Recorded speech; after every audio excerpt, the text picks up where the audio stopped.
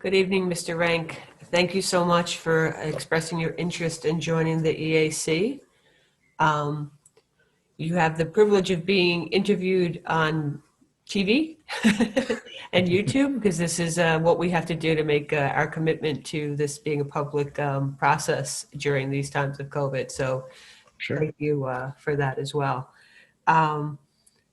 I really enjoyed your resume. First, I mean, what's not to enjoy, but your cover letter too, because you talk about community and you talk about being involved and helping basically be a steward of the township, which is the kind of message that speaks to so many of us on the board.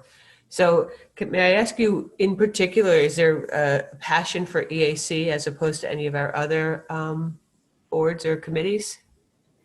I would say yes.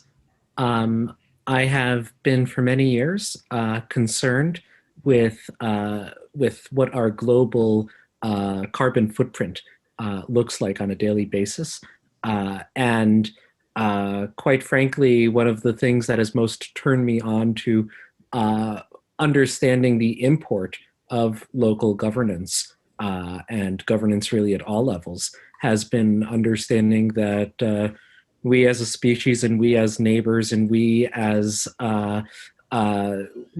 citizens, we all have this responsibility to make sure that we can ensure that there will be a healthy future for our neighborhoods and for our planet. And I'm not a scientist, as might be gleaned from my CV, but I am always happy to learn from science and to learn from scientists who know far more about science than I do, and to learn what best practices there may be and how we can ensure the longevity of what it is that we've built up together. Okay, thank you. And we don't have much time, so I want to turn it right away over to anybody else who might have some questions for Mr. Rank. Go ahead, James. Hey, Jonah, how you doing? Good, thank you, James. Thank you so much for putting your application in, and your as Suzanne said, your resume is quite impressive. I'm always thrilled when anybody's just willing to put time in and donate to the community. So I want to thank you for that. Not much I can say about your resume except for it's super impressive. You have a BA in music. Yes. It looks like from Columbia, which is amazing. But no, it was going to be the same question that Suzanne had as far as, what it is that you're looking for to get out of the experience. And I personally look forward to having you on the committee. I don't know how the other board members feel, but I'm looking forward to it. Thank you. I don't think there's been an official vote yet. I could be wrong, but there hasn't been. No. That would happen at the end of the at the end of the meeting. Yes. Yes, I have. I'm doing a little campaigning. Sure. Go ahead, John. Yes. Well, first off, James is correct. You did go to the finest Ivy League school there is, bar none. But your perspective, your faith-based perspective, and how that informs what you're thinking about in terms of the environment is definitely would be appreciated, I think. So in general, I'm rather supportive. I know some of the elements of the EAC, and just to give you a little background, the way this typically works is the interview process occurs, and then somebody will nominate you at the end of the meeting. So you have to stay to the end, and then you're voted on, and then you appear at the next meeting, should all that go well. But a fair portion of what makes the EAC an effective organization, there's a lot of volunteerism with it associated with things like drives around recycling unique and difficult items, which is certainly part of the process. And that spirit and that help is certainly well appreciated. Do you have questions of us at all in terms of policy matters related to impact and carbon and stuff like that, that you're curious about before I let others question?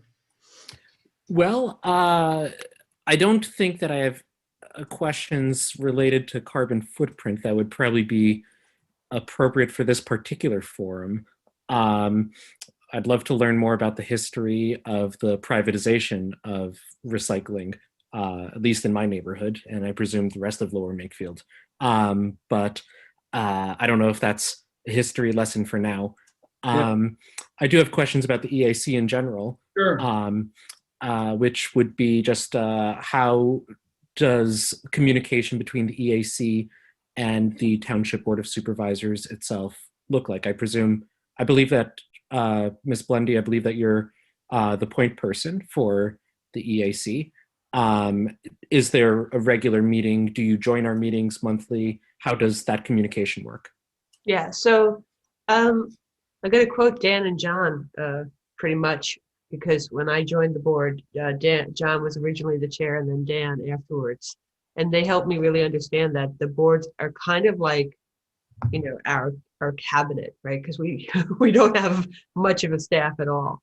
So we look to have you guys help us inform decisions that are pending, or things that we need input from. In general, what I like about the EAC, as John pointed out, is their commitment to community events and trying to bring that science, right? And I say it that way because I'm not even a music major. I have no science and no math per se in my background, although I do work for Columbia, so there.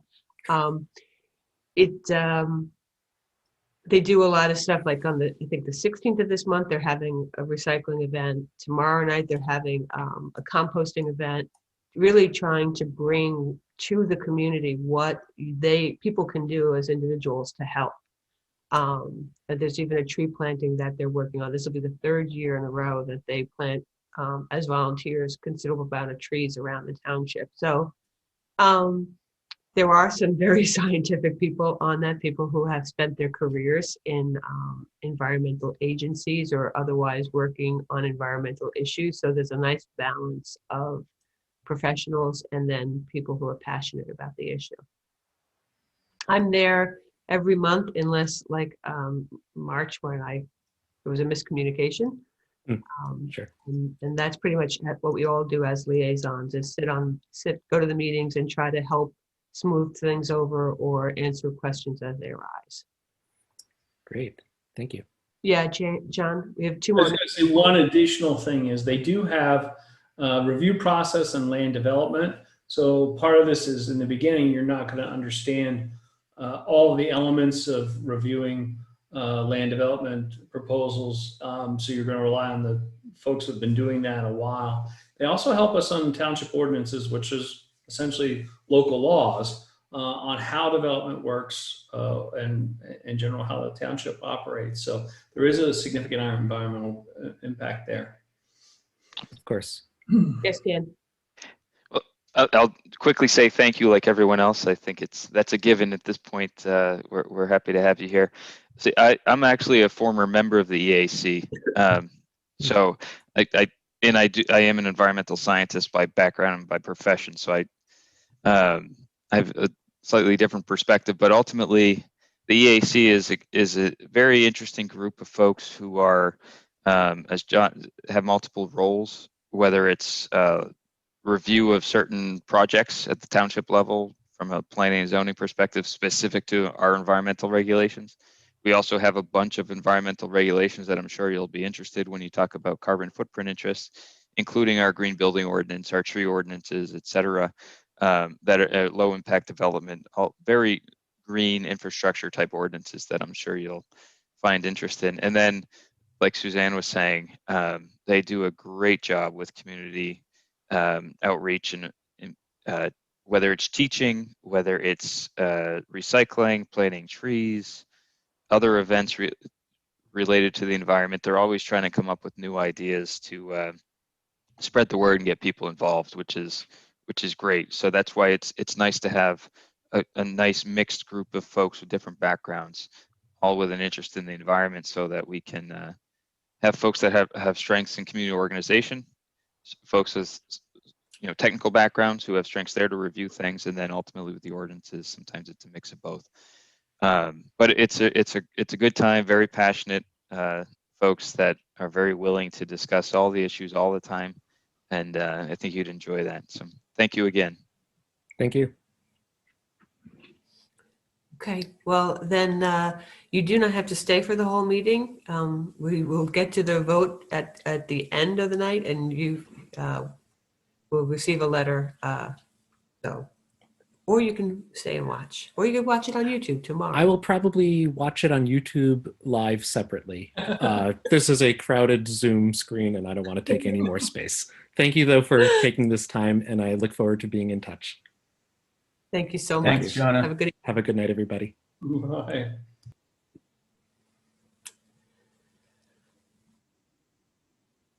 You sure? Dan, thank you for not counter-penning the Columbia. I know. So we'll get started this meeting. Today at 7:32, meeting of the Board of Supervisors, May 5th, 2021. In order to call in for public comment, you'll dial 646-558-8656 and enter meeting ID 230-936-1902, followed by the hash or pound sign. I'll pass this meeting off to the chair, Blondie. Thank you, Monica, and good evening, everyone. I'm going to call the meeting to order, and I would ask that you join me in the Pledge of Allegiance.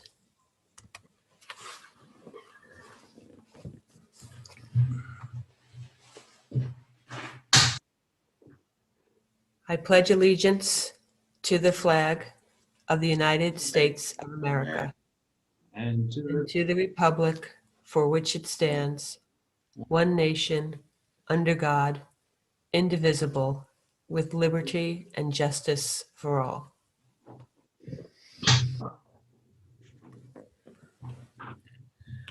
Thank you, everybody. Okay, John, are you here? I am present. Thank you. Going around the Brady Bunch screen. Dan? I am here. Thank you. James? Yes, I'm present. And Bobby, Fred? I am here. Great. Excellent. I'm here as well. We have a quorum. And with that, we'd remind everybody that public comment on agenda items are taken as each item is discussed. And with that, is there a COVID-19 update, Kurt?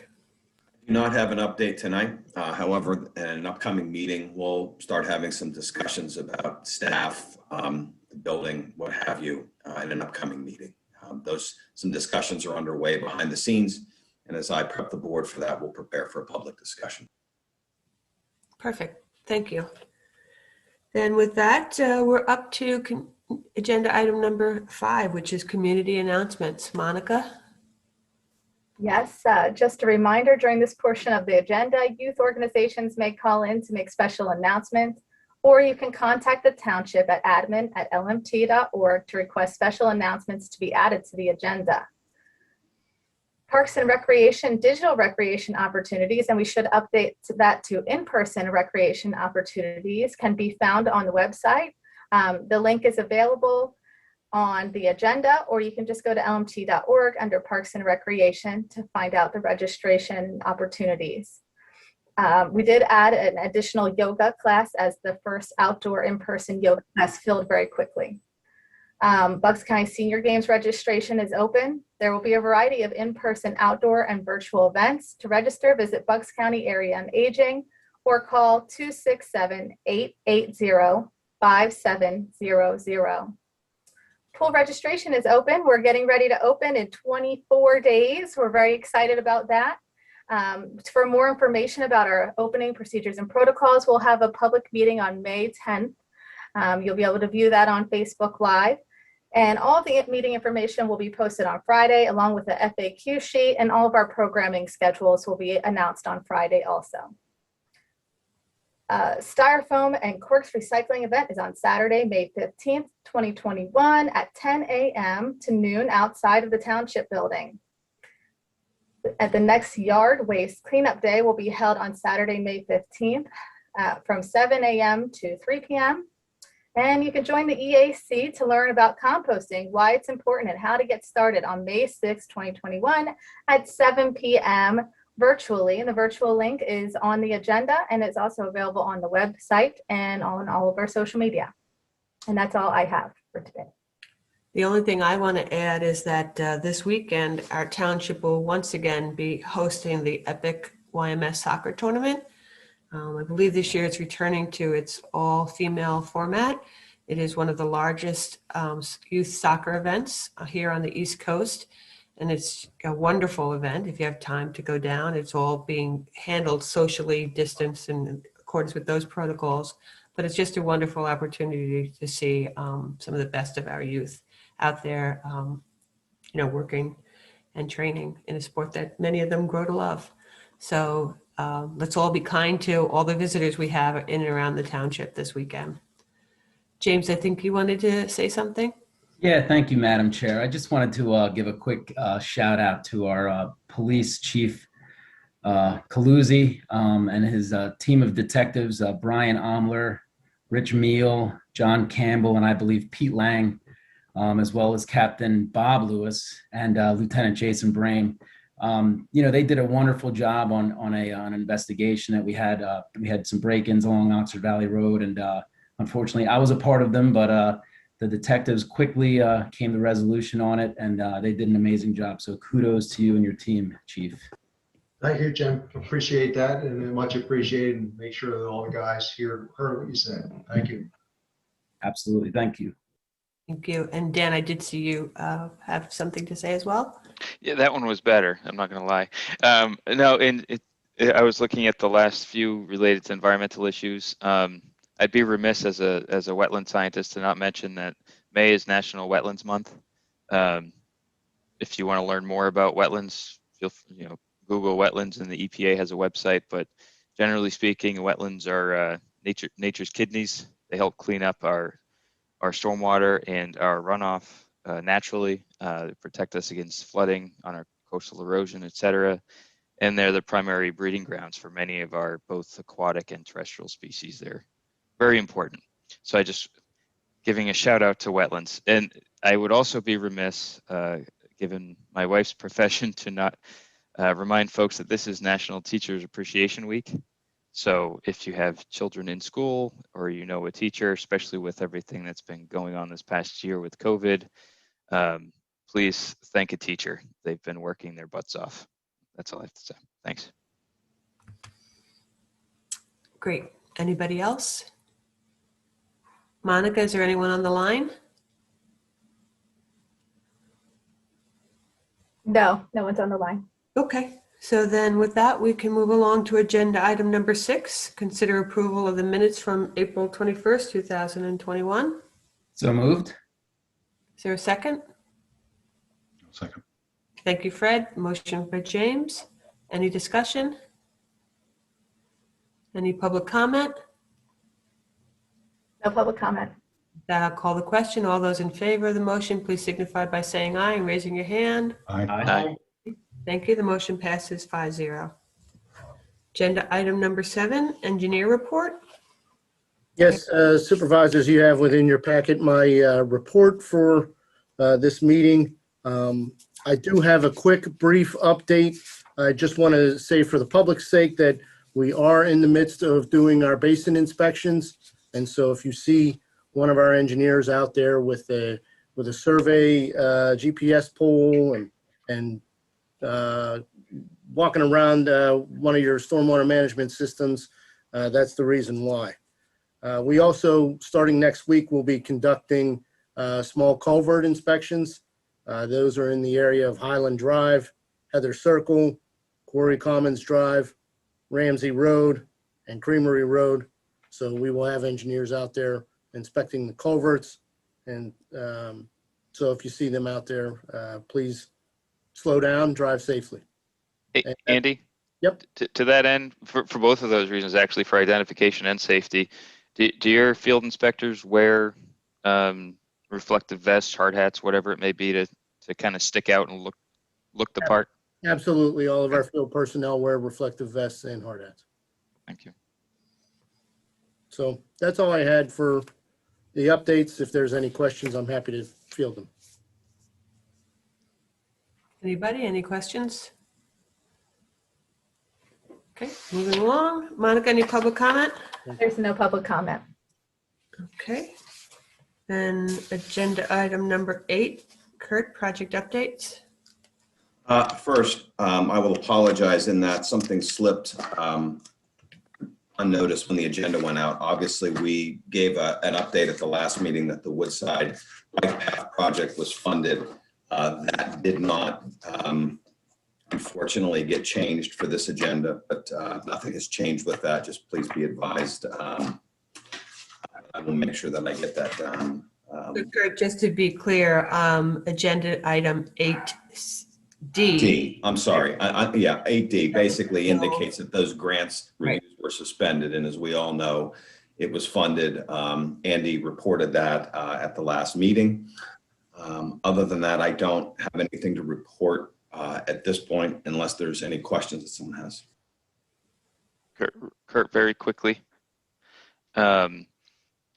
We used to do this under township projects. I guess I could ask Andy too, because I was looking at it. Where do we stand with, what are we calling it now? The township property inventory. I believe you had said that RVE was doing not an addendum report, but a report that would supplement or add to the information there. Where do we stand on that? Sorry about that. So Andy had sent over to me today, in fact, at the end of the day, their preliminary or draft report. That we have a Zoom as a staff tomorrow with Jim Majewski, Andy, and I to just go over those final details. I would imagine that the board will have that in their hands on Friday. Thank you. If there's no other questions from the board, any public comment, Monica? And we can skip right along to agenda item number 9, which is you again, Kurt, but this time wearing your manager update hat. Terrific. First, I do want to give, we did announce under community announcements that the yard waste drop-off day was May 15th. We've had 2 days so far that we've had drop-off days.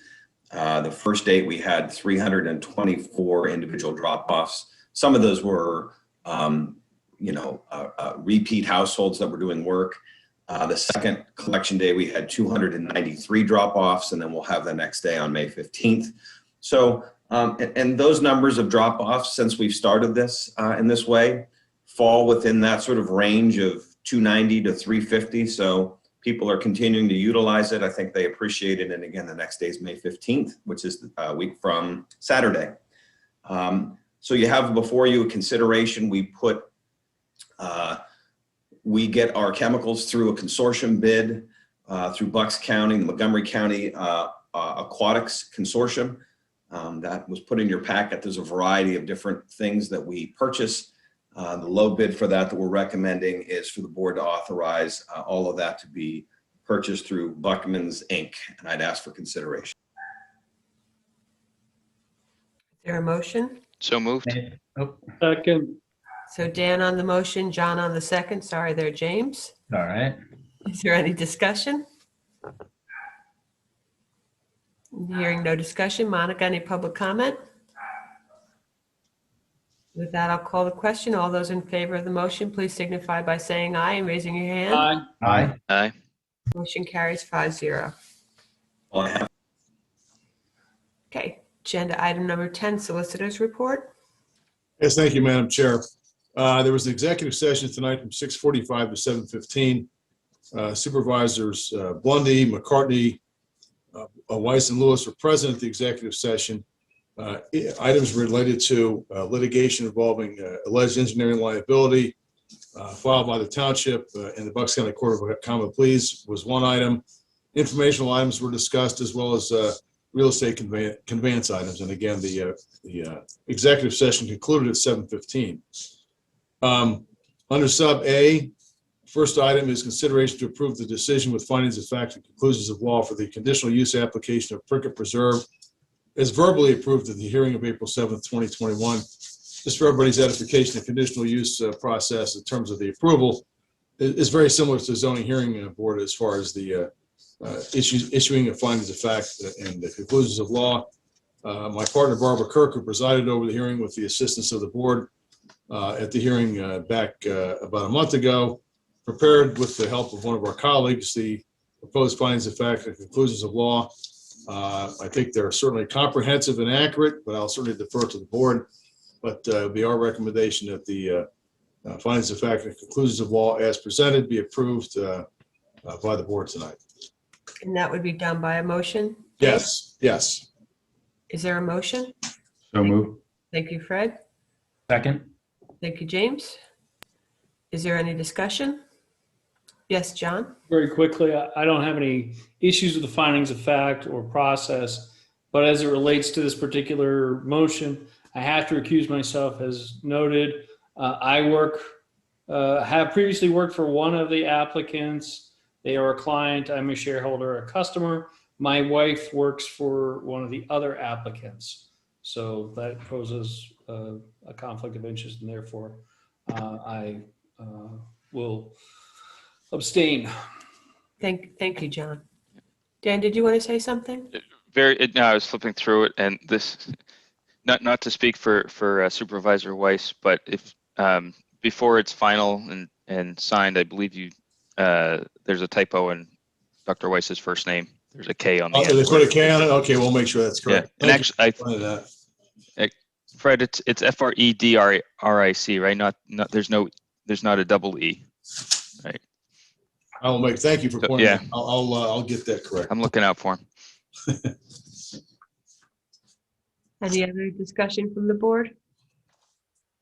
Frederic, you have anything to say?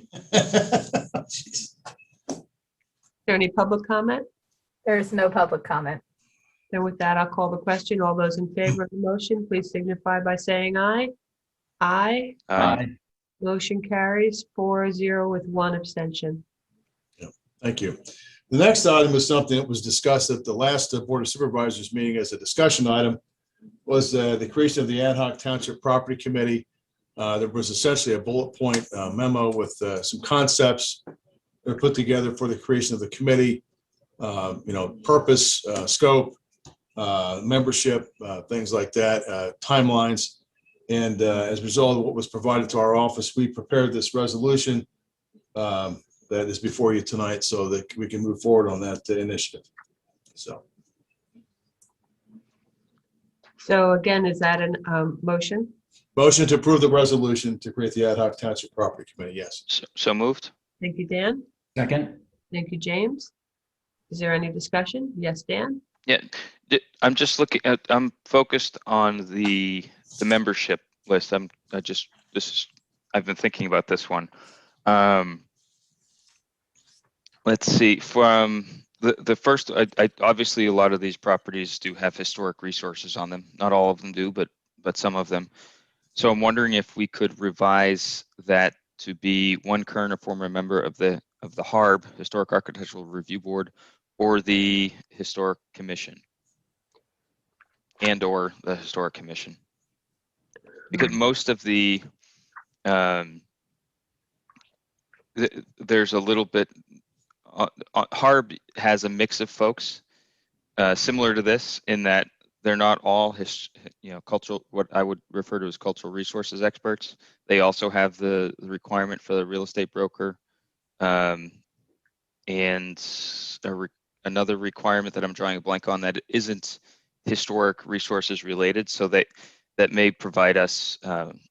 We ultimately only have a couple of people. It's not specifically historic, although I guess it could be considered somewhat. But, right. So I just, because of the historic nature of a lot of these properties, if we could provide a little bit of flexibility, otherwise we're going to be limited to just a couple folks who may not have the time to participate. So I figure everyone on the Historic Commission at the moment has a background in historic preservation type of work. So it might provide us a little flexibility. That's the first one I would be interested in talking about. The other ones are I'm fine with.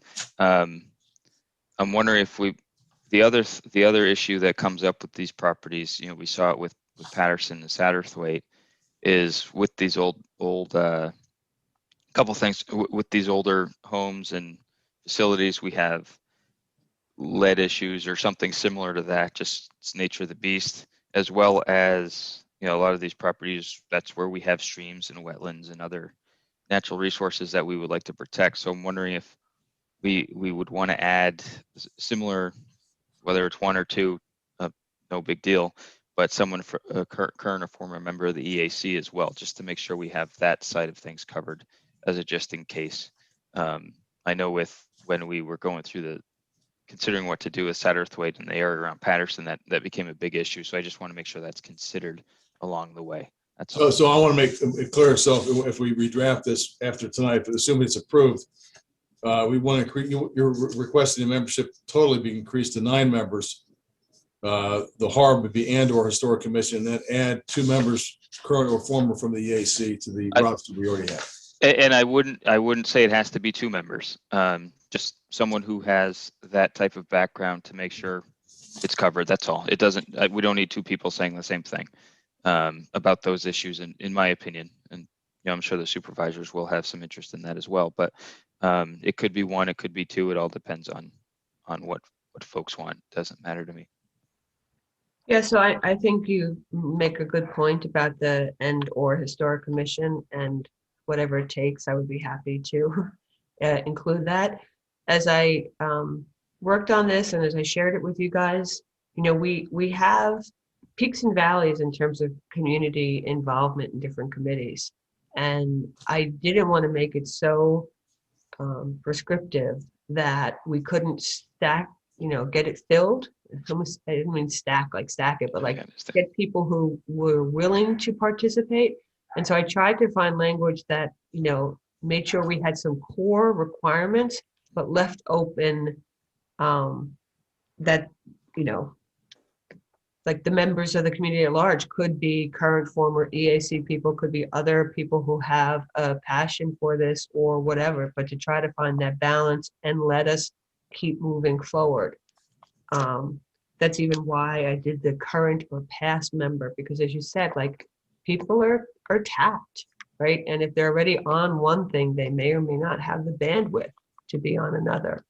So I'm totally fine with the historic commission piece, but I don't want to make it so large that we can't fill it. And I don't want to keep adding on requirements that we may not get it staffed. Fred, are you thinking or raising your hand? No, I understand what you're saying. I understand what Dan is saying. One of the strengths of this township is the many committees that we have that are willing to offer their advice on various aspects of our township. I think having another separate group with maybe overlapping experiences is a good thing, putting flexibility. So we don't take people from one committee, put them on another committee. We bring more people in from the community who share a passion for our properties, historic or otherwise, prioritize their use, and then bring in the other committees to add the context and flavor to the recommendations so that we can actually come up with a decision when the time comes.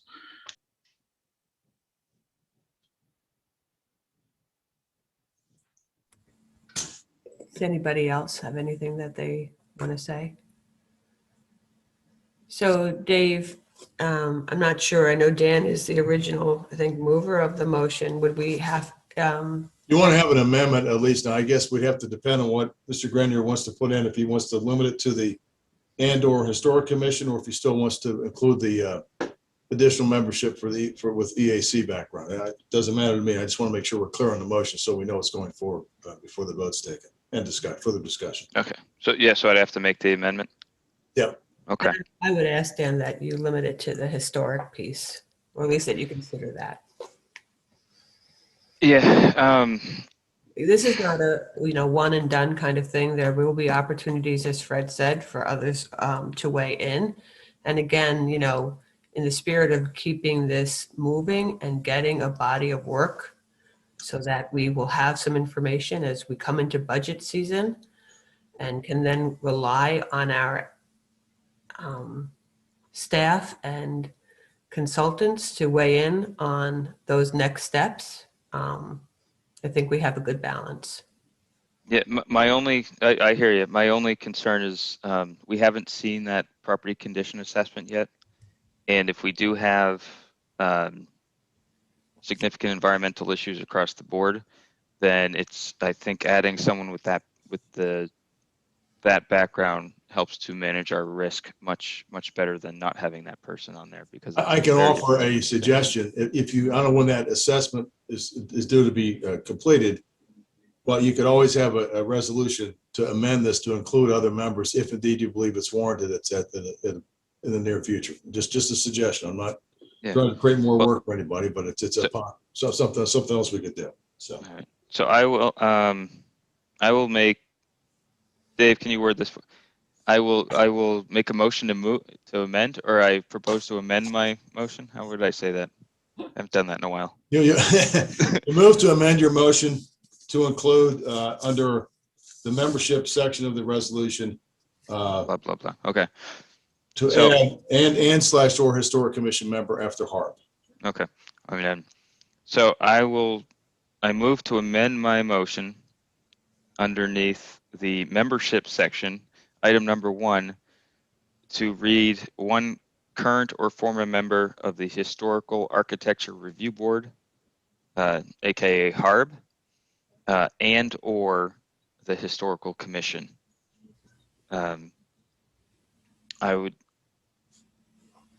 also add an item number 6 to have a single current or former member of the EAC and or a member with a professional environmental background as a member of this committee. Is there a second then for that? We'd have to make sure there's a second for that amendment. I'd second the amendment. Isn't it the original motion maker that has to second it? I thought Mr. Grenier made the motion. The original second mover. Oh, yeah. Who? I'm sorry. I thought Mr. Lewis seconded. My apologies. Who seconded it the first time? I think John did. Okay. Well then. If John says John did, then I as I said, I'm under the weather. So That's all right. So Mr. Lewis seconded it again. So that's where we are. We're with that amendment with those 2 sections of membership tomorrow. Dave, I don't have to make any comments about semicolons and all that, right? That's just I won't. I have my Strunken White book right here in front of me at my desk, so I'll make sure I refer to that before I finish it up. No. I'm teasing. No. So what I'm thinking is to your point, Suzanne, about having community members involved that may or may not be on existing committees.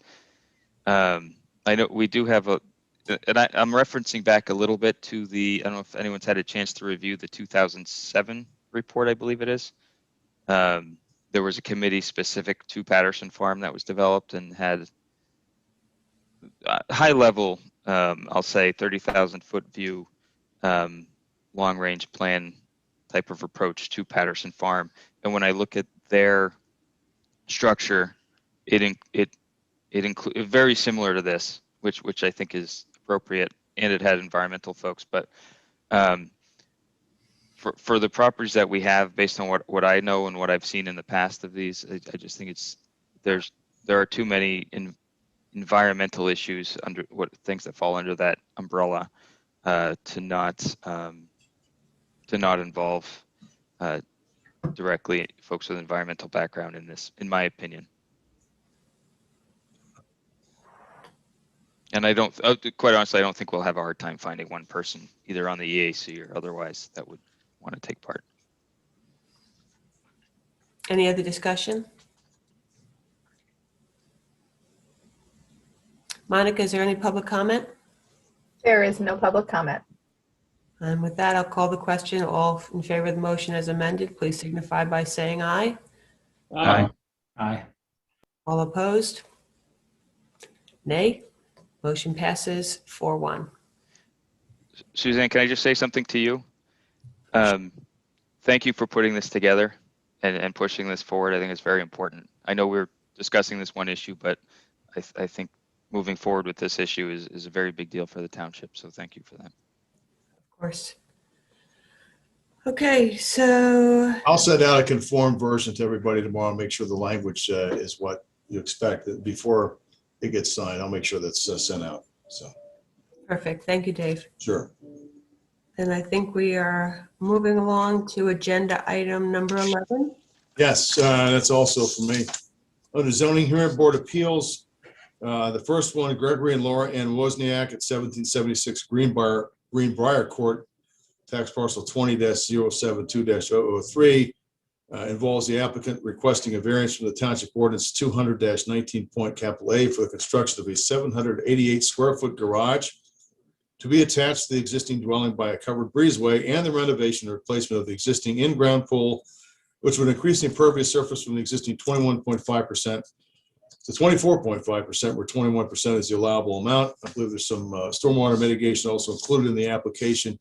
Based on the circumstances here, from our knowledge, it's not in a flood zone. We recommend deferral unless there's some contrary sentiment from any board members. Hearing none. The second one, Joseph Jennings of 2 McKinley Avenue, tax parcel 20-031-004. The applicant is requesting a variance from Township Zoning Ordinance Section 200-12 to permit the subdivision of the property into 2 single-family detached lots with the R-RP zoning district to permit a net density of 0.82 dwelling units per acre for Lot 1 and 0.68 dwelling units per acre for Lot 2, where 0.33 units per acre would otherwise be required. In addition, a net lot area of 1.222 acres for Lot 1 and 1.466 acres for Lot 2, where 3 acres would otherwise be required. Given the number of requests made for relief, also the location is also, I believe, close to wetlands, and there are some mature trees on the property. We recommend under these circumstances that we participate. If that's the board's sentiment, a vote will be required to do so. So a motion will be required if indeed that's your desire. Madam Chair, I'd like to be recognized to make a motion that the township participate in the zoning hearing board matter involving Joseph Jennings of 2 McKinley Avenue, Yardley, Pennsylvania 19067, tax parcel 20-031-004. And James, you were the second. Thank you. Yes, ma'am. Any discussion? Yeah. Yes, Dan? I just want to make sure I'm thinking about this property correctly. This used to be part, well, this was, I don't know how many years ago it happened now, within the last 5 or so. The Jennings tract where the township bought, what, 3+ acres? It's adjacent to that, yes. Yeah. Yep. Okay, so I know that property very well. I think it's appropriate to participate. There have been some issues in the past where the property owners cleared very large trees throughout the entire tract in that area, which has been interesting. So I think it would be appropriate to participate in that one. Any other discussion? Any public comment? There's no public comment. With that, I'll call the question. All those in favor of the motion, please signify by saying aye, raising your Aye. hand. Aye. Motion passes 5-0. Thank you.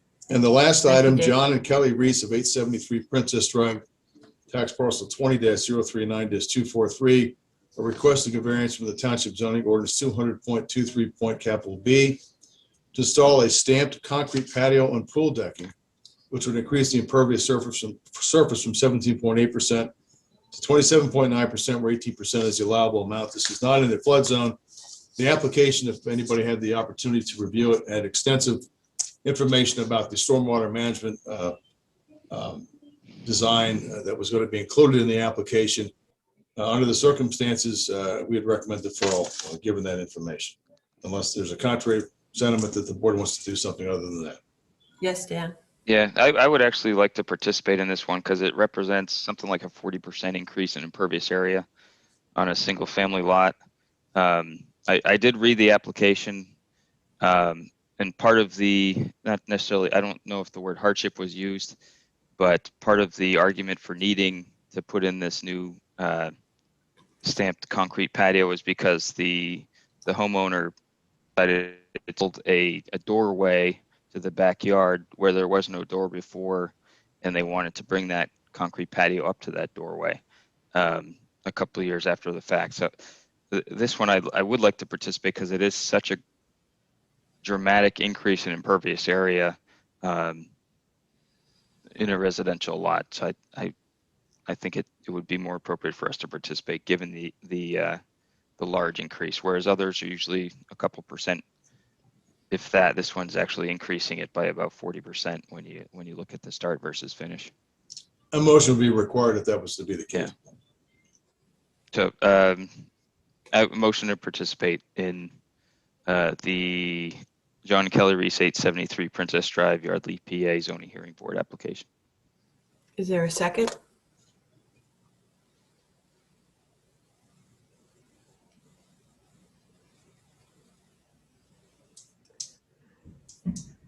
Going once?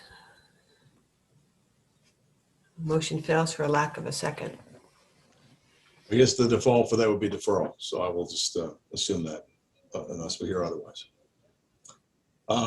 With that, that's all I have for my report tonight then. Thank you. Thank you. So then we are on to agenda item number 12, zoning inspections and planning. Anything? Hearing none. Moving right along to agenda item number 13, public comment. Monica? We have Joe on the line. Excellent. Would you please let Joe in? Joe, can you press *6 when you enter the room to unmute?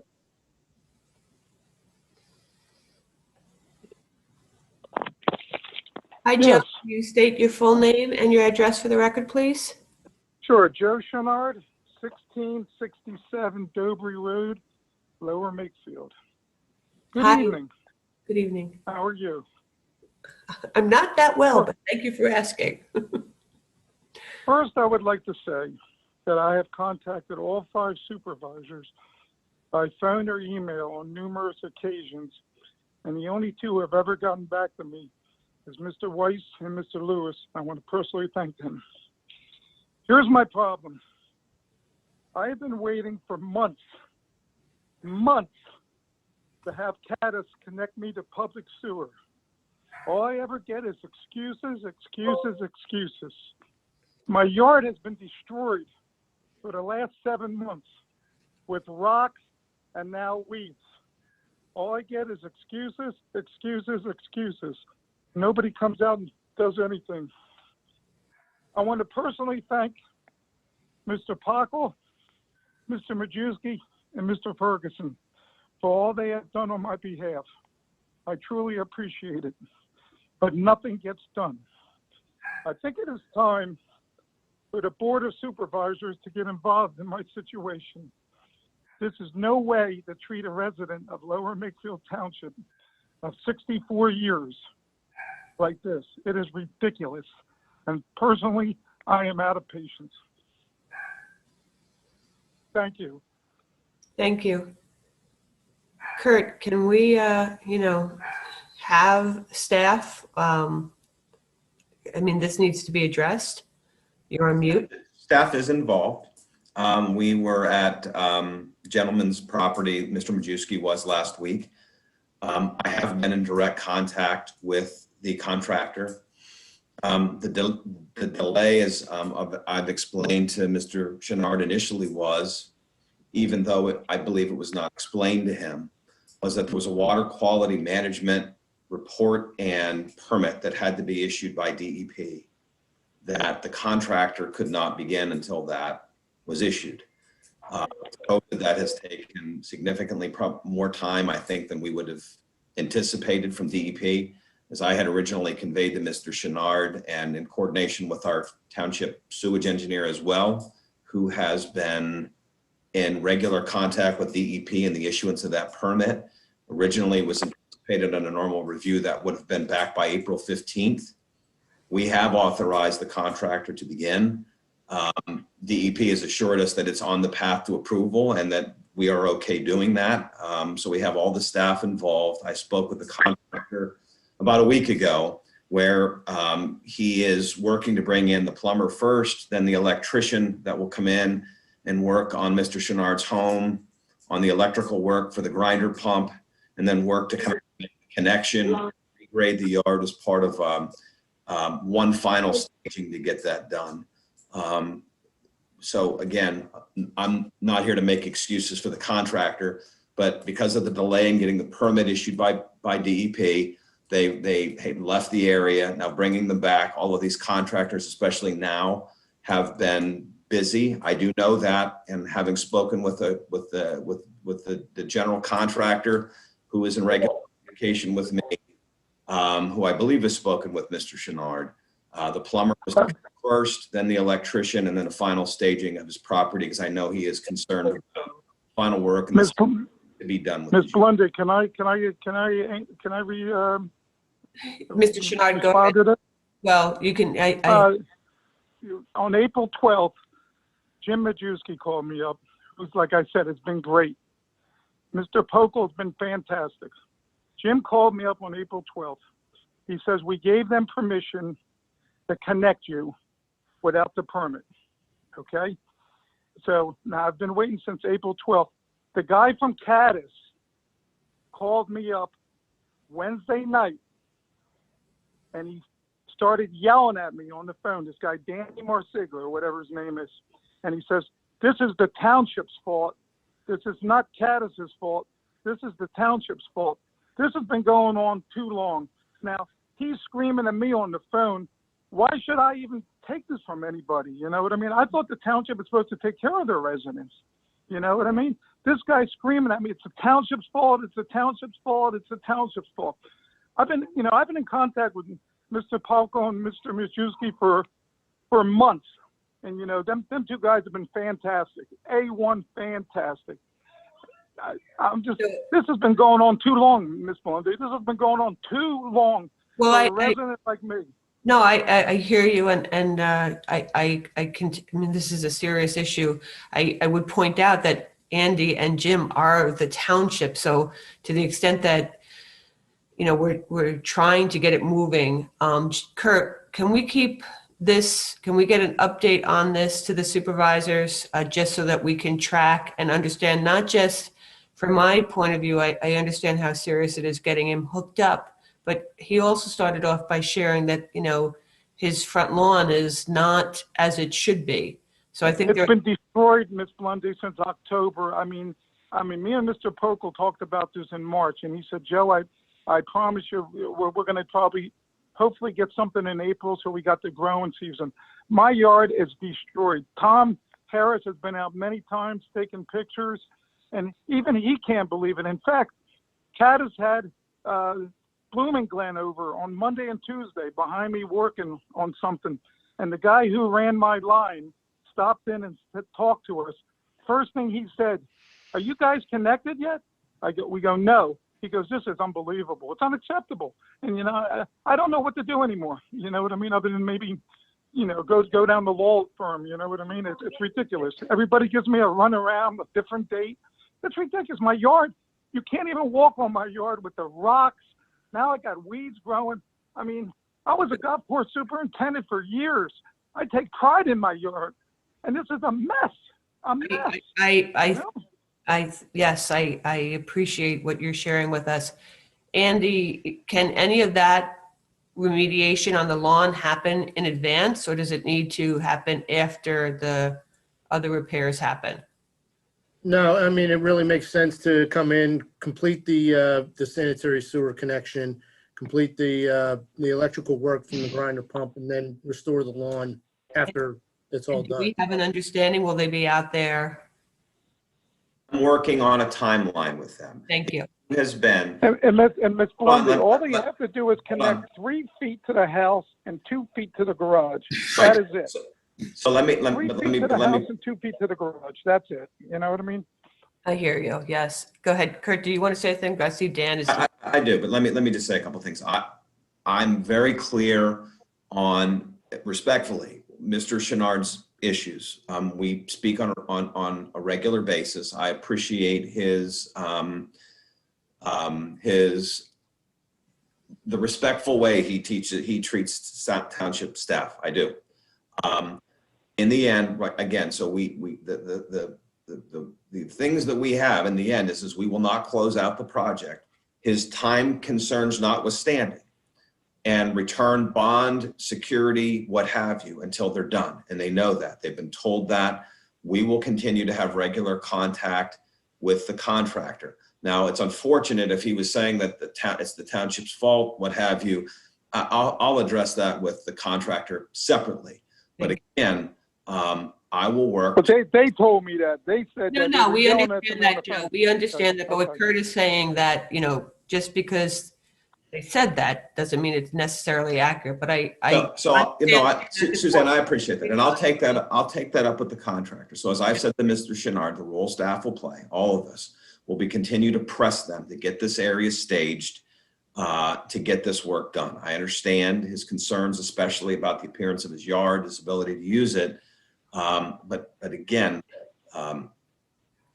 Okay. we'll push. So that's it. And we still don't have the permit yet, but we will continue to get for that as well, because it'll have to be closed out and we'll have to have that in hand. I plan to have another standing call with the contractor on Friday to continue to press. So, Dan, what did you want to add? I think, Kurt, you touched on this briefly, but I just wanted to make sure this is covered in the development agreement, right? And we have money in escrow from them that we're not releasing until this is cleared. That's correct. Okay, so Yes. that's what we hold over their head. And it's probably not as much as we would like to leverage, but that's Well, can I ultimately. ask you a question, Mr. Grenier? Yeah, right now, we're withholding over $100,000 for. And this is part of that 100,000, right? Can I ask you a question? Why can't you use that money and have the township bring their own guys out? That's more for Mr. Ferguson. But before you answer that, Kurt, sorry, Mr. Chenard, I just want to get a few other things out there. No problem. So we have that in place. We know it's not going to be a great grow, as Mr. Chenard knows just as well as I do. It's not going to be a great growing season in the next month or so to get that grass to grow back. So we know we want to push them. I'd also be curious when that permit application was submitted and what they got back from DEP. If it was when DEP does their permit reviews, they have technical deficiencies and completeness summaries and all that stuff. So I'm hoping, I don't know who submitted it, but there's lots of stuff that can cause permit delays, and it's not always the agency's fault. It's often the applicant's fault. So if that's on Kaddish or their contractor, we should look into that. And then, sorry, some background noise. I think John also had something, because I want to, make sure that we have a plan and process, Right. but also. I'm happy to give the board a regular report. Perfect. Timelines on conversations to keep you all in the loop about when we know or have new updates. And as I said, staff speaks to Mr. Chenard regularly. In fact, when Jim Majewski went out to his property recently, he called the contractor from Mr. Chenard's property to cover expectations of the work that needed to be done, or to reinforce what we were understanding that the work needed to be done. And we will continue. And that's the same night that the guy from Caddis called my number at home. I was watching the NFL draft. He calls me up. He starts yelling, and he's telling me it's the township's fault. And I told him this. I said, listen, at this point, I don't care whose fault this is. This is absolutely ridiculous. You know what I mean? I mean, anybody else other than me, I'm not going to name names anywhere around there, but you would be hearing an earful every single day. I mean, Mr. Ferguson knows and Mr. Pokel knows. I've been easygoing. I've let it go for a while, but I'm at my wit's end now. I really am. Yeah. Just generally, Andy or Kurt or whoever, this is not our first issue with the Caddis development in terms of interactions with neighbors or impacts to neighbors. I know that it's almost done, but I don't know what else to do at this point, but We gave them permission. It's just regular issues with this. I'm sorry, Kurt, with this developer, whether it's their contractor or the developer themselves, where it's starting to get a little frustrated with neighborly interactions, and I just want to remind them that I don't like the way he spoke with Mr. Chenard. I'm going to talk, that's disturbing to me, but I will say, and this is not in defense of the contractor, it's just a fact. We gave the contractor permission to go on the property in lieu of having the permit, and they were not willing to do so until we did that.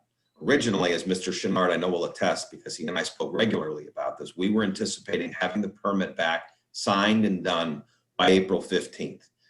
When it became clear that wasn't going to happen, we gave that contractor permission after discussion with DEP and our sewage engineer to do so. So while I'm not making excuses, part of that delay was revolving around that permits issuance. So we're past that now, and again, we'll press them going forward. Okay. Did any other supervisor want to say anything?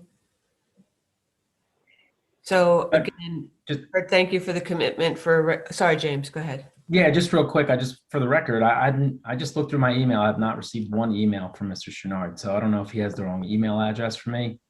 But if he wants to, I've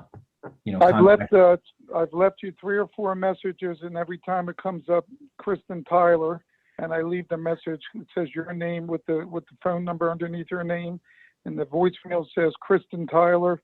And I've emailed you once or twice about a month ago, and I can show you the emails that I have. So, yeah, and I'll be honest, I tend to be pretty responsive to email. It's usually within a week. I'm not gonna, it's not within a 24 hours. But I don't have access. I didn't get any messages from Kristen, so she's holding out on my messages, I guess. But just to make sure, can I have your email address, please? You can have my email, sure. It's Sure. You want me to give it to you over the line? Why don't we have? That's probably not a good idea. We'll handle it that way, and I'll get it from John. Yeah, I have it. Okay, thanks, John. Yeah, rather than Mr. Chenard share, not that there's anything wrong with his email or anything like that, but I don't want him to get, a whole bunch of suitors from all around Lower Makefield emailing him, asking how he's doing. So I will send that out. Mr. Chenard, we will. Thank you. Keep working on that. And James, I don't believe former Supervisor Tyler is holding out on you on the voicemail. I think she's long since passed. You can configure, just change the name on your voicemail or route it to your cell. Yeah, I will do that. Thank you. yes, and John, if you could please copy me in as well, because I think maybe that's stuck in some spam filter of mine as well. But I'm glad we have a plan. I thank you for calling in. I only wish anyway, we can only move forward. So I'm sorry. Well, thank you for your time, and I appreciate it. And like I said, I mean, I don't know what to do anymore, so I just leave it up to you guys now. Okay. Thank you, sir. Have a good evening. Thank you very much. You have a good night. Bye-bye. Bye. Okay. Any next public comment, please, Monica? Lee is on the line. Good evening, Lee. If you could unmute yourself and state your full name and address for the record.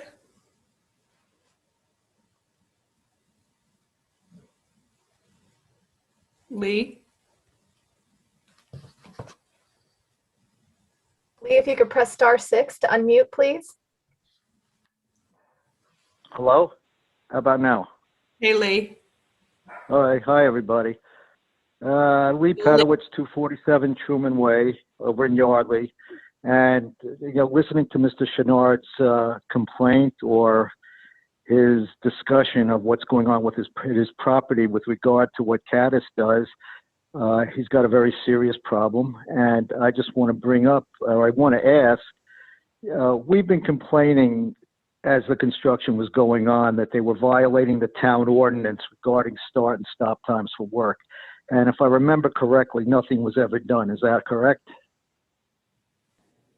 In terms of nothing being done, we went on site, we advised them as far as start times.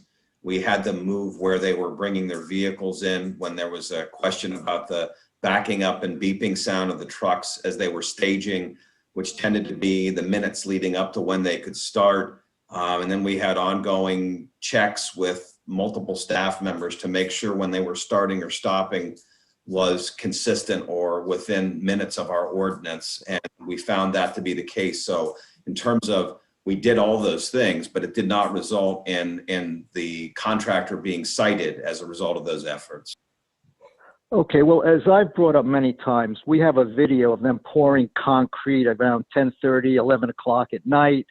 we have multiple police responses saying that they were working outside the hours mandated by the ordinance. And I remember, as I brought this up at several board meetings in the past, I think the town was afraid to do anything and was reluctant to do anything because of the court costs that would be involved. And I mean, they violated, I mean, what I'm getting, I guess, and also what I said was I have hard evidence about their start and stop times. And they just disregarded the ordinance. And I just wanted to bring up that, you know, I hope things get resolved with Mr. Chenard, but obviously Caddis had a total disregard for the town ordinances regarding the start and stop times.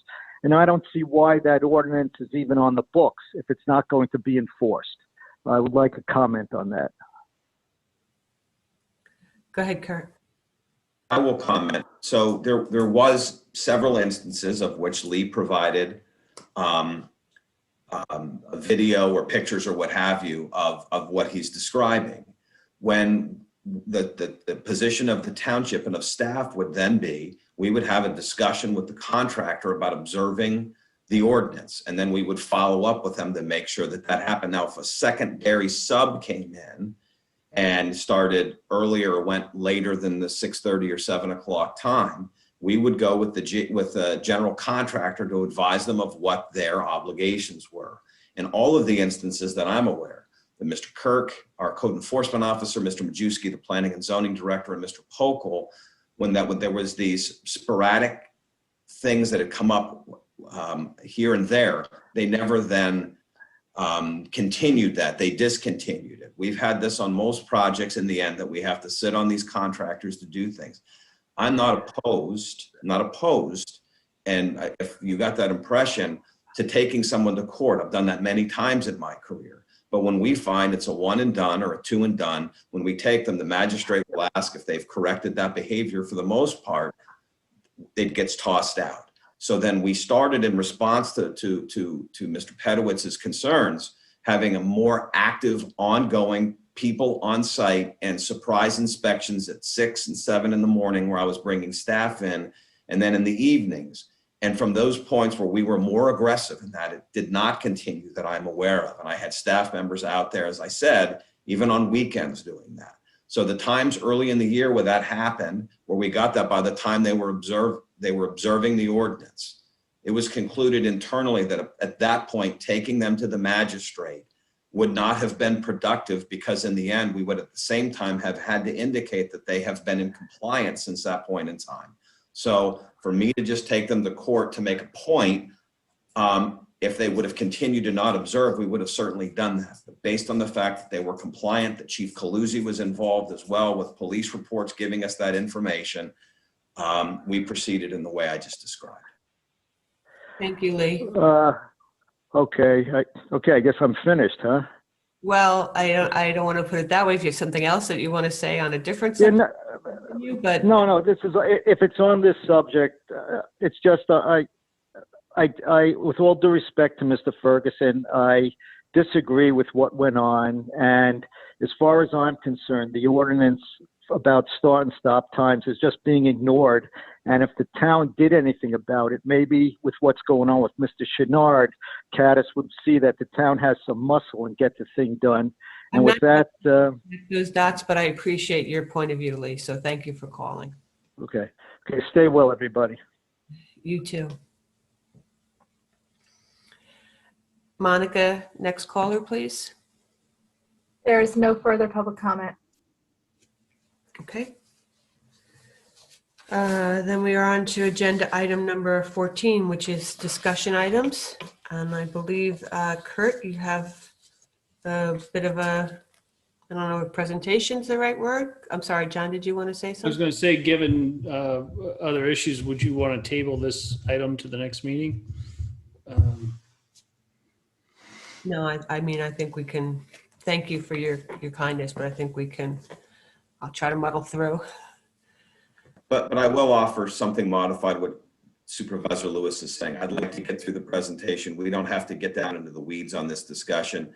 I at least want to alert the public and you all sort of an update regarding the sewer sale, regarding the financial component of it that can certainly be reserved for a deeper discussion in a subsequent meeting. Yeah, I mean, my hope is that we're going to start a conversation tonight, not that we would conclude any kind of conversation. Kirk, would you mind pulling up that presentation for me?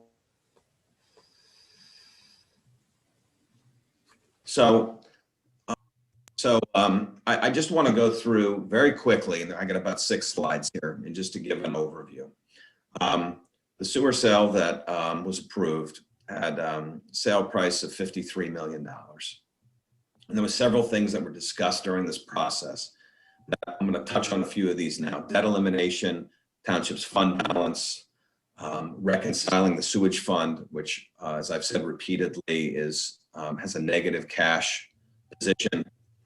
The board talked about a customer benefit fund for the public. Again, that would be a fund that would be created that would be used to offset future sewer increases, a trust to offset taxes that came up as far as a fund that would go that the township could draw on the interest to pull back into the general fund. And generally, I'll just call capital projects. Could you go to the next slide, please?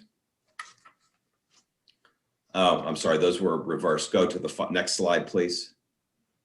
So I'm going to go quickly through this and just give a reminder. On December 15th, the township, we successfully negotiated a $3 million deposit on that sale. The good news is that deposit came in before the end of the year, which boosted our fund balance and was one of the primary drivers behind the Moody's conference call that I had early this year that took the negative outlook off of the township's financial position. So that $3 million we have in hand. Next slide, please. So we talked about debt reduction as part of this. Obviously, one of the discussions is if the sewer system is sold, we would be paying off the sewer debt. And we've talked at great length that I won't go into tonight about paying off the golf debt. So the current estimate for that is, and it could be off a few dollars, but is just under $27.3 million. I have rounded the number up to $27.5 million. And just because I'm sure I'd be asked, the payoff of that amount would result in the savings or the fact that we would not have to pay much more than that. The savings would be over $4 million by paying that off by the end of the year. Next slide, please. So we're talking now about having money in the sewer fund. As I've pointed out, and you'll see here in the slide here, we have, so MMA, and I won't go into these details, every year reconciles their operational and capital expenses to the township. We are only through 2017 with them. The 2018 reconciliation we completed in November of last year. With our interpretation of what we would owe, we have not got a confirmation from them for that.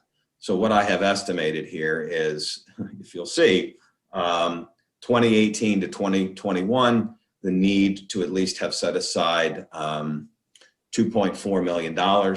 We already have some of that money in hand because we budgeted $650,000 this year. So having $1,750,000. We've also assumed in the end, Yardley $100,000 placeholder for capital expenditures and for this year. If you then put those two together with our negative position of negative $1.4 million, I would strongly advise and suggest that we assume $3,250,000 out of the sale to reconcile all of those amounts. Next slide, please. The other item that we talked about coming out of the proceeds would be the costs associated with the sale. I have put, I think, what is going to be a fairly close estimate to what those costs will be. In the end, part of those reimbursements are that we have to account for, also have to account for, there was a litigation that was filed that is drawn into those amounts that we wouldn't have originally anticipated, that boosted that bottom line $858,000 up higher than it would have been had that not happened, but we are accounting for those costs as well. If you could go to the next slide, please. So if we then look at all of the outlined items I gave, it gives a total of a little over $34,600,000, with the balance then left off of the $53 million of $18,392,000. As I said before, the board had discussions about the customer benefit fund, which again would be an amount that would be put almost in a trust. That would be a calculation where you credit ratepayers back some certain amount to flatten out any future increases over a period of time. PFM did give a presentation on those sliding scales that they had shown, and they're certainly available to come back to the board to revisit that topic, to start to show that analysis and those numbers. We talked again about a general trust, protected trust to offset property taxes that was discussed. And there's been discussions here or there that we've talked about township capital projects. As I have mentioned, I know we talk about a lot of projects that get a lot of attention with properties and what have you. You know, as a staff, we have discussions as well about things that are hard to fit in every year's budget, that whenever that discussion comes up, that I would raise, that are not, you know, everything from our HVAC system that is about 30 years old and doesn't work and needs completely refixed and renovated. And Greg Hucklebridge has talked about a pole barn to store all our equipment. There's a variety of things that you all could entertain if you were so inclined, and we would be ready to do that at that time. So I will just leave you with the customer benefit fund as something you've already discussed. PFM could come back in and revisit that, talk about dollars to give you some context. But I thought it important to at least present to you, to the public, sort of the money that we would deem to be, for lack of a better word, earmarked off the top to address some of these other issues. So I don't know if there's questions about any of the slides that you had before you, but that's all I have to talk about this. Back to the chair then. Thank you, Kurt. I'm gonna open it up to my fellow supervisors if there are any questions that they'd like to ask now. Again, this is just, to my mind anyway, the first of a series of discussions. We have a lot to think about in terms of what might happen should the sale be approved and steps that we would be able and be required to take. So with that, yes, John, you beat Dan. So just to reflect my thinking on this, I believe this to be definitely, without a doubt, the single worst policy decision by the Board of Supervisors in the last 30 years. I'm deeply troubled by the decision. I remain so. I was frustrated by the process. Specifically, the questions I asked were never answered. I was never given a chance to get those answered. And more troubling was the final review process with this. And while we haven't formally followed with the PUC, I do believe that there are significant concerns in our process that may mean the PUC not approve this sale. And I sincerely— John, I don't want to cut you off. You have every right to say whatever you want to say, and you said it before. I'm again, but my time. That the topic for discussion tonight is reclaiming my time. You can't reclaim your time when your comments are non-germane. The topic for discussion is how we might use the proceeds of the sale, not whether it's the worst decision in the history of mankind, not whether or not because I respect germane your beliefs because you stated them before. Don't interrupt. Please don't interrupt. Then go ahead, John. If you have anything new to say, maybe we could limit it that way. Pardon me. I don't interrupt you. Go ahead. I was specifically relating germane topics to the discussion item. So, as it relates to this, we selected the worst of 3 bids. One of the other bidders with a significantly better bid, one worth much higher, was not given complete information in a timely manner. It's very possible that they will have concerns with the PUC reviewing this. A similar case in Delaware County has been rejected by the administrative law judge. It involves the same three people, PFM, Obermeyer, and Aqua America. So for people who are residents watching this, it's not necessarily a certainty that this deal will be concluded. That being said, with respect to the proposals that are associated here, it's particularly frustrating when some of the items here are considered, and they need to be reviewed in a context of where we're at economically and where things are looking going forward. So we've taken what was essentially annuity revenue stream and sold that so we can get an upfront sum of money in a market environment where safe yields are not necessarily easy to come by. And so the question becomes, what could we invest any excess amounts in? If the amounts that we invest in yield a higher rate of return than the cost of debt related to whether it's the golf course or any other debt item, it's not necessarily clear why we want to pay off that debt immediately. Specifically, if we can yield, I'm almost certain we could probably, depending on what the limits are in an investment portfolio associated with this, I'm fairly certain that we could do better than the interest costs associated with the golf course debt, which, by the way, has relatively low interest rates associated with it and will be done in 13 years, I believe. So in my mind, that option of prepaying down all those debts when we can earn more on the money that we received seems like further incineration of money that's unnecessary. Second, the concept of a customer benefit fund is preposterous. Essentially what we're doing is we're giving money back to the people we sold the sewer system to. If we truly cared about ratepayers, we would retain the sewer system because it's a lower total cost of ownership. That's what our sewer engineer told us previously when they suggested that we work with MMA in building a new plant. So from that perspective, I find that in terms of an option untenable. I'm also finally third concerned with the desire of building up a Christmas tree wish list of capital projects to be built when we haven't considered all possible contingent liabilities. I think a more reasonable path on this could be that if unfortunately the deal were to go through, and again, for those on the line, we have not submitted the paperwork with the PUC, but should this were to pass, I think our first priority after paying off the sewer debt should be any contingent liabilities that we have. If we're not 100% on underfunded pensions, we're pretty close, depending on where the market is. We should make sure that we increase our investments there to make sure that's the case. We should also look at the roads which are neglected maybe as a first path on that, but I'm not altogether certain that we should plan out a huge spending spree. Specifically now, when so much money is going to go into infrastructure, we should be expecting to see significant inflation in that space. So with that being said, to sum this up relatively shortly, I pray and hope the PUC does not approve this sale because it's like considering $15 million, which pains me.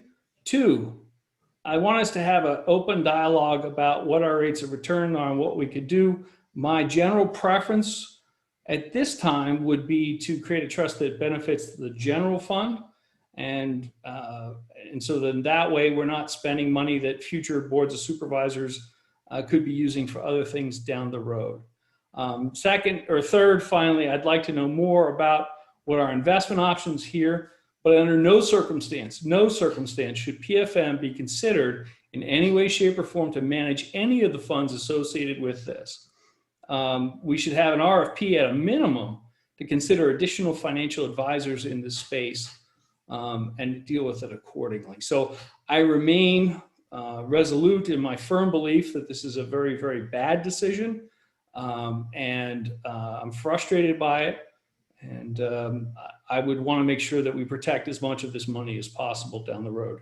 Thank you. I yield back the balance of my time. Fred, I saw Fred first, Dan. Although I appreciate Supervisor Lewis's comments, I can't find any rational reason why I would agree with him. We've had our sewer system for decades. The township has let it deteriorate to where even the minimal acceptable remediation plan by the DEP has caused our rates to go up 60% in the last 3 years, with no guarantee that our rates will be stable going forward. That said, as Mr. Lewis has stated in the past, our biggest cost is not in the flow of the effluent, it's in the treatment of the wastewater. We have no control over that. And with the economies of scale that we see in our authority, in our small township, even if we were able to combine with neighboring communities, would not change the equation of tremendous increases in the next few years. The rates that Aqua gave us versus the rates that Bucks County Water and Sewer gave us, or versus Pennsylvania American, were factored into the final price that the board agreed to in its sale, the prospective sale. I will go into an aside that the township will not apply to the PUC for the sale. Aqua will apply to the PUC. They're on their own timeline. We will give testimony to the pros and cons of the sale. And I'm sure our township manager and his staff will deal with it at the appropriate time. As far as the amount of money and the valuation of the system, I take great umbrage in Mr. Lewis's comments that we left money on the table. This decision that we made after 2 years of discussion, very transparent and open discussion, is, in my opinion, the way to go. The amount of money that we will get, this isn't about a Christmas list. This is about a generation, maybe more, of fiscal stability for this township. The debt change, what we call the delta, is $100 million. $100 million in a turnaround for this township. May I remind Mr. Lewis that when 3 members of this board took their positions on this board, we couldn't make the township payroll. Within 3 years, under the stewardship of our township manager and this board, we've turned that around. Our negative outlook by Moody's has been removed. And with the sale of this township sewer system, we can see a very bright future ahead. Not only in savings of debt, which is immediate $4 million savings, we now have options in where we can go to fix our infrastructure, to improve what's there, to increase profitability of township assets that were not, and even 13 years of losses, we have to dig ourselves up from an even deeper hole. So Mr. Lewis, if you think that selling this one asset that would never make a penny for this township, never has, except by stealing money from the sewers, from that enterprise fund, to make plug holes in other areas to where we were almost broke. Forgive me if I can't agree with you. That $53 million that we're going to get not only changes the total outlook of this township for the better, in my opinion, which will stabilize the tax rates, will stabilize the rates that are being charged for the sewer system. And I have to really we know what the rates are going to be. We've already seen what the rates are probably going to be in the next 10 or 15 years, starting in year 5. We know that this rate stabilization fund that we will control versus what Delcora was going to do and have Aqua control that fund. And that's the big difference. Just because they say rate stabilization fund doesn't mean it's like ours. It's totally different. So forgive me for all those things that you said, and we've heard from you time and again. I strongly disagree. I would say that considering the circumstances of the last 10 years, I can remember looking at the minutes of the Sewer Authority from 1988 when Frank Fazlor said, why don't we just sell this damn system because it's deteriorating and it's getting worse. All that stuff, all that history, we're not going to forget. We're going to move forward, and this money is going to take us 15, 20 years into the future of stability. And who knows what's going to happen 20, 25, 30 years from now. But future boards will deal with it, and hopefully as professionally as we can do. But as far as beginning the conversation on what we're going to do with the money, my idea is that we protect the ratepayers first after we sell off, we get rid of the debt, then protect the taxpayers. And after that's done, we improve our township assets. We increase township services to make this township a better place. And if that's something that you don't want to do, I appreciate that. But this system, in my opinion, will be sold.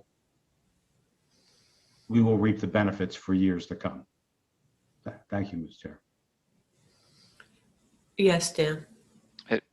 I'd like to focus a little bit back more on the topic at hand in terms, not the sale itself, but what to do with the proceeds. I think this board can agree on some level that we don't like debt. Debt is an issue, that some of it we have to retire. We know that. I'm not someone who likes debt at all, personally, in my personal life or professional life or any other life for that matter. But I do think it is important, as we all, as we, much like we do with considering how much money we might, if we have the if we're blessed with the opportunity to invest in a 401k or blessed with the opportunity to be able to invest in 529 plans if you have kids, we do the math to see, okay, do I pay down the mortgage faster, or do I see if I can up my investment a little bit? What's the math tell me versus what do I have to do?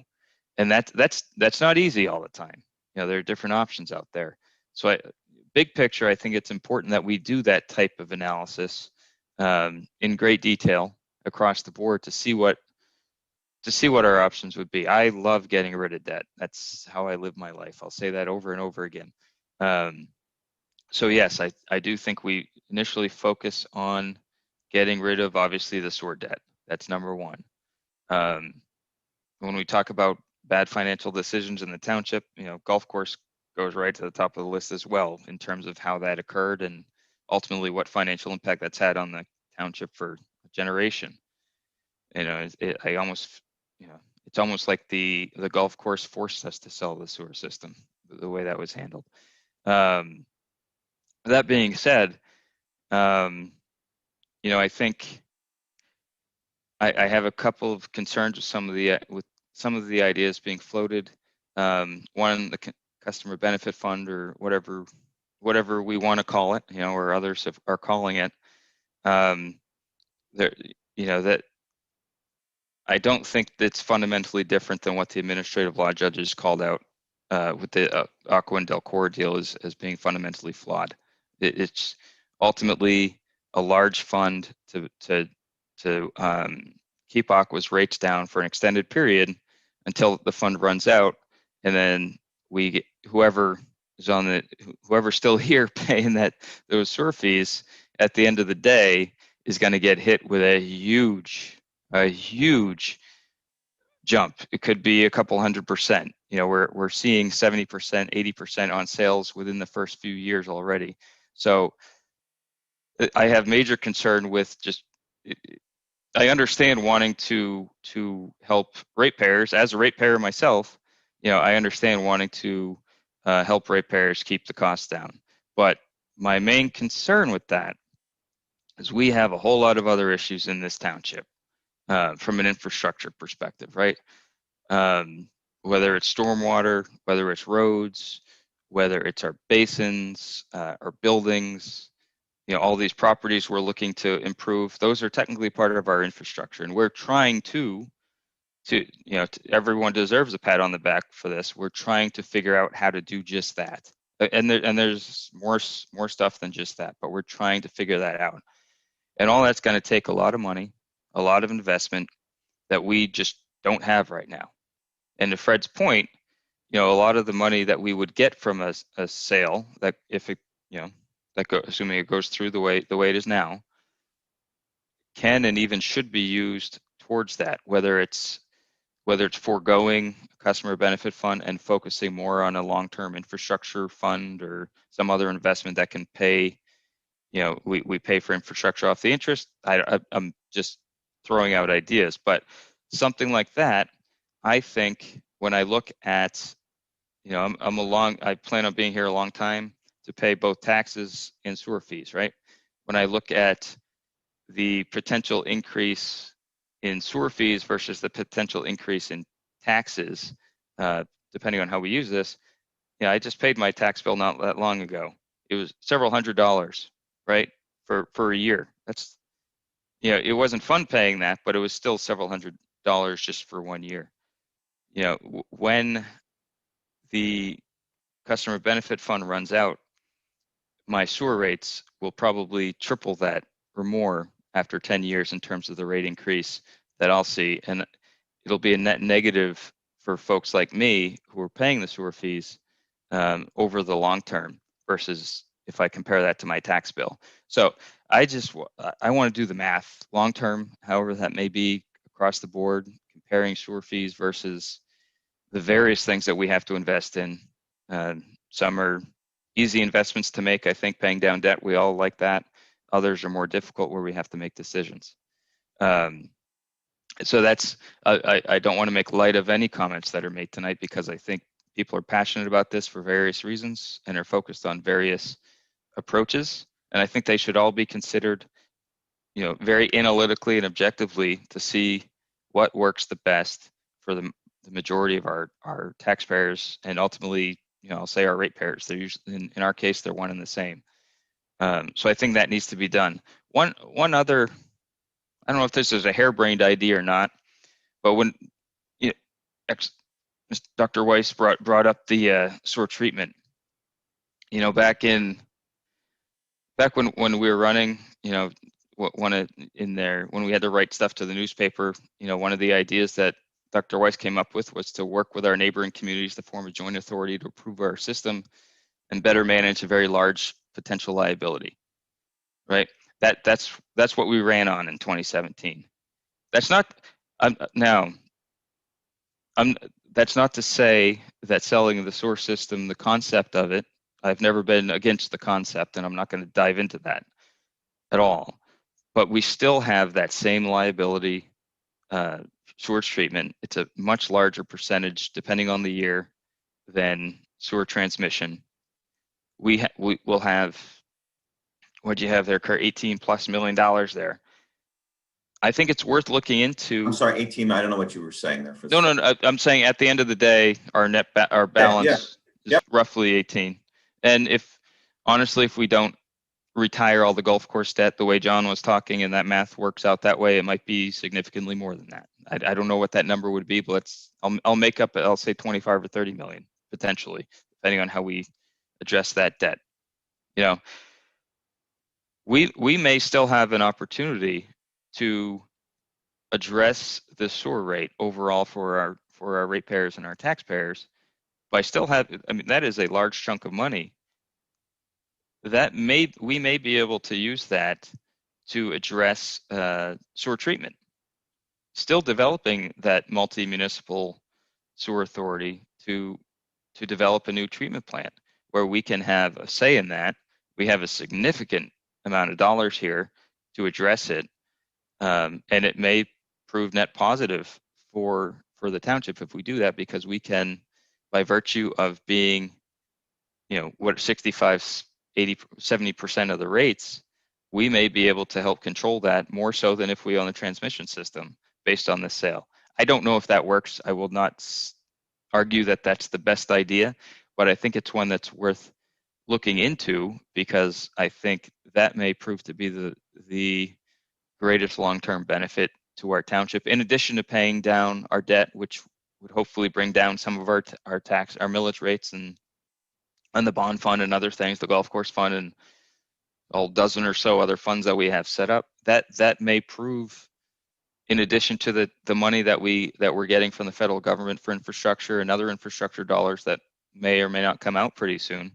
That I know we got the 3.2 million. We may get more, depending. We add all that up. That's pretty close to the estimates we're getting for new sewage treatment plant.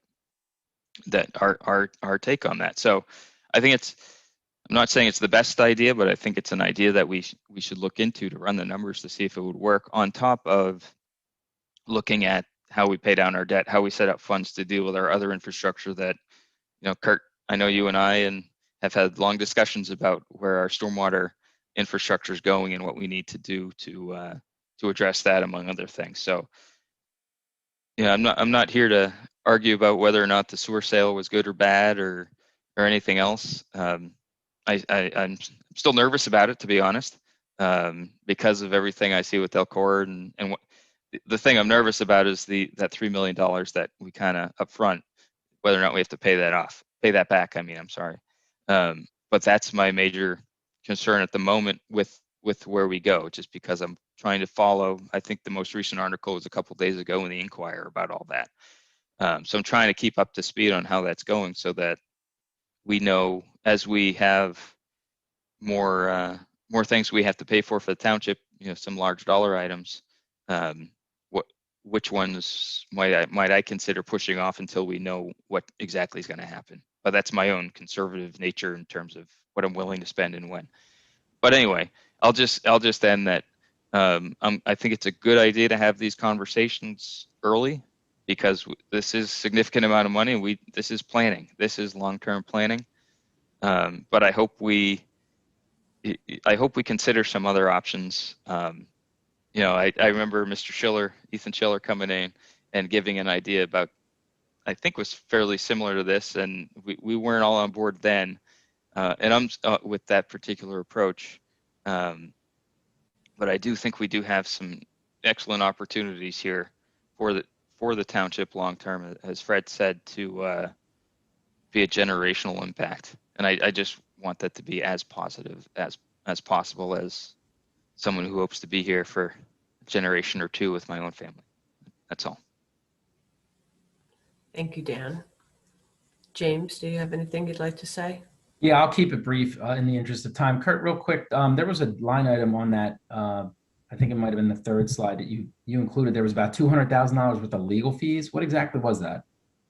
That's the fees associated with the Obermeyer that we hired, that's handling the legal components of the sale. That also does include that, so that $200,000 is for that portion of the sale, is the legal requirements that we'd have to make during that sale, because that'll also come into play during the PUC. But that number is a bit higher than we would have anticipated for the reasons that I said leading into that sale. So that would be what that's for. And what were the other additional legal fees? Was it part of the case that was held up in Doylestown? Yes. Okay. And Dave, what was the outcome of that case? The injunction was denied by the court, and the sale was allowed to proceed. Okay. Do you know what percentage of that with legal fees was that? Do you have any idea, Kurt, roughly? Well, part of Obermeyer's fees in there, that suit ended up costing, if you factor all staff time, about $50,000. Okay.